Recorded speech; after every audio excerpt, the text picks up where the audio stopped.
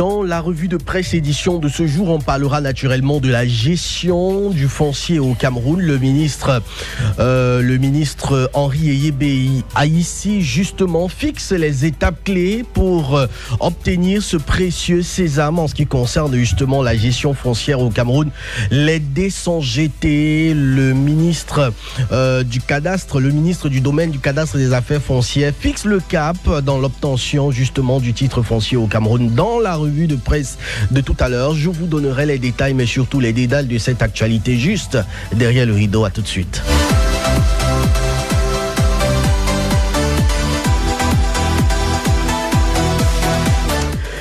Mesdames, Messieurs, bonjour et merci de nous retrouver encore ce matin pour un nouveau numéro de la lecture des grandes unes, la revue de presse sur les antennes de Chute FM. Ouvrons cette revue de la presse avec le quotidien à capitaux publics Cameroun Tribune qui est en kiosque. Le journal de Marie-Claire Nana s'intéresse particulièrement au RDPC. On parle de ce côté de l'an 41, la saison des jeunes et des femmes. C'est d'ailleurs la grande une du journal ce matin. La célébration ce jour de l'anniversaire du Rassemblement démocratique du peuple camerounais intervient au moment où ses dirigeants, avec en tête le président national Paul Biya, demande que ces groupes importants soient davantage pris en compte.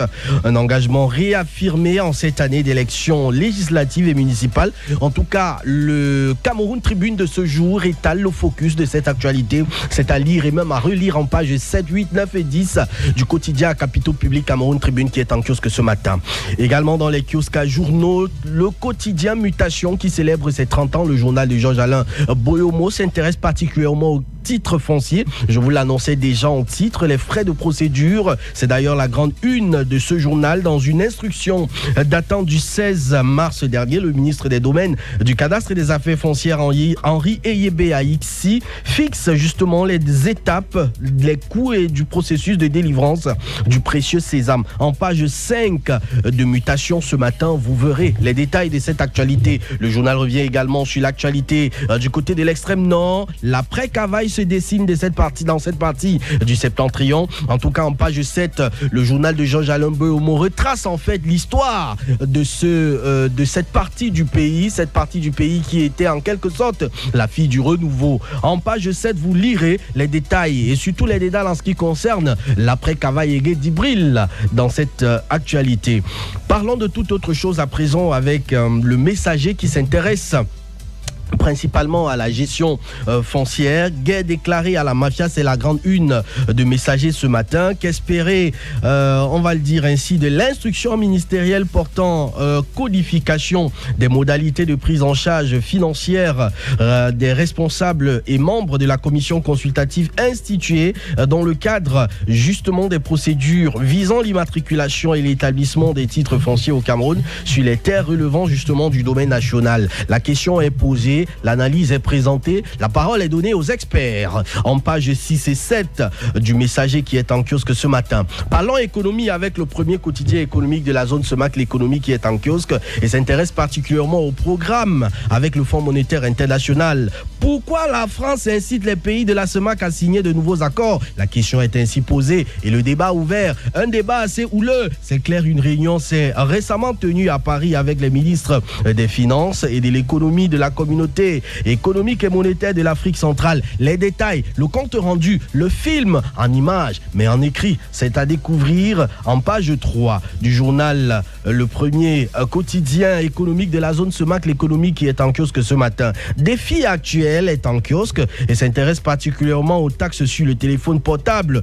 Le nouveau mécanisme de recouvrement expliqué par la douane camerounaise, c'est ce qui constitue la grande une du journal ce matin. Réunis à Douala, les acteurs de la chaîne d'importation et de distribution des terminaux numériques ont été édifiés sur le dispositif électronique de collecte des droits des taxes. Une réforme présentée comme un levier de transparence, de sécurisation et de mobilisation accrue des recettes publiques. La page 3 de Défi actuel ce matin en fait largement écho. Parlons santé avec le quotidien Info Plus Santé qui est en kiosque. Le journal de Rostand Chami s'intéresse particulièrement aux médias de santé en Afrique. Les orphelins des financements, c'est la grande une du journal ce matin, alors que le journalisme de santé en Afrique est soumis à des pressions sans précédent à un moment où les défis défis de santé publique s'intensifient, l'Agence mondiale de communication et de marketing FinPartners a publié un rapport le 26 février 2026 dans lequel elle regrette l'absence des financements vis-à-vis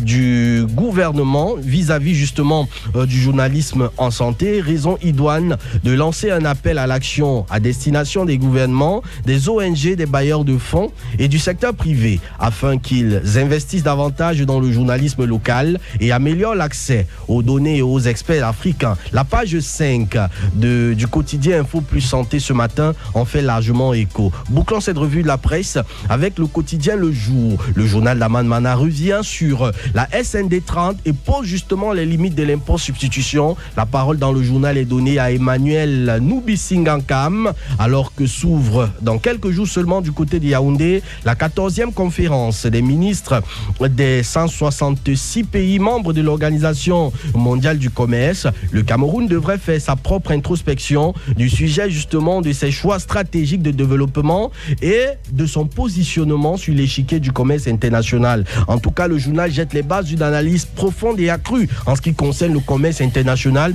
mais surtout la place et même la posture du Cameroun dans cet échiquier mondial. Vous lirez en page 3 du quotidien Le Jour, le journal d'Aman Mana, j'allais dire, les détails relatifs à cette actualité. Et c'est avec cette note, c'est avec ce journal, voilà, que nous mettons un terme à la revue de presse, la lecture des grandes unes sur les antennes de Suite FM. Je vous donne rendez-vous demain, lorsqu'il sera 7h, passé de 15 minutes, pour un autre régal des informations parues en kiosque. Freddy Christel, notre matinale se poursuit. Oui, notre